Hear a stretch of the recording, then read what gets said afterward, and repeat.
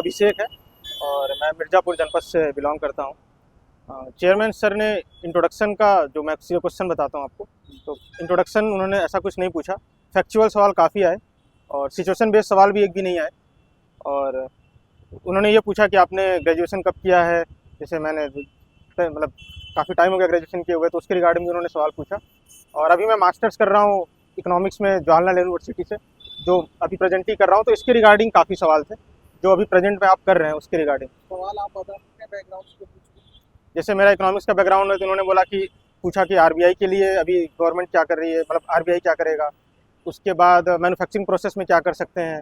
और ये भी पूछा कि योगी मतलब हमारे जो योगी आदित्यनाथ सीएम जो अभी जापान और सिंगापुर के टूर पे गए हैं, उसके रिगार्डिंग उन्होंने सवाल पूछा कि क्या फ़ायदा होगा इसका, क्या निवेश होगा।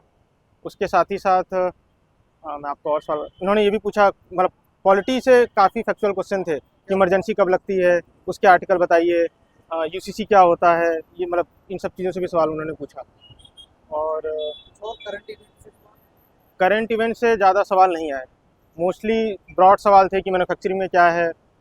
ठीक है, एक सवाल ये कह सकते हैं जो अभी सिंगापुर की विजिट हुई है, उसके अलावा ऐसा तो कोई करंट इवेंट नहीं उन्होंने नहीं पूछा। यूपीपीसीएस के लिए आपका ये कौन सा अटेम्प्ट है? यूपीपीसीएस में मेरा ये चौथा प्रयास था। चौथा। तो कितनी बार मेंस देने का मौका मिला है? मैंने 4 बार मेंस लिखा है। चारों बार। तो क्या आपने ऐसा क्या प्रीलिम्स में क्या करते हैं कि हर बार आपका प्रीलिम्स क्लियर होता है? प्रीलिम्स के लिए यूपीपीसीएस की मैं बात करूँ तो आप घटना चक्र को अच्छे से पढ़ लीजिए, सारी वो याद होनी चाहिए।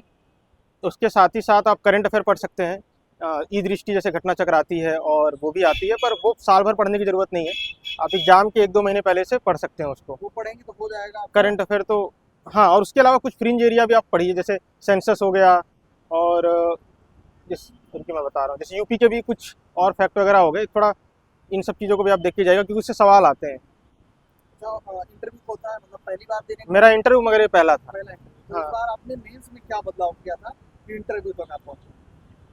बदलाव तो ऐसा कुछ खास नहीं था, लेकिन अभी तक ऑप्शनल था, नया तो किया था? ऑप्शनल हटने की वजह से मुझे लगता है मुझे फ़ायदा होगा, क्योंकि मेरा मैथमेटिक्स ऑप्शनल था, उसमें नंबर नहीं आ रहे थे। ऐसा कहा जाता है मैथ में तो नंबर ज्यादा मिलते थे।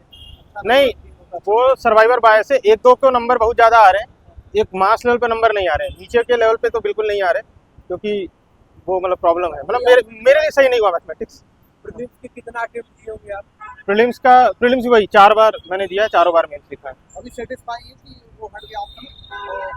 मैं तो बिल्कुल सेटिस्फाइड हूँ, हट गया, नहीं तो शायद इस बार भी नहीं दे रहा होता। मोस्ट ऑफ डिफरेंस से कुछ प्रश्न रहे? नहीं, बिल्कुल नहीं, काफ़ी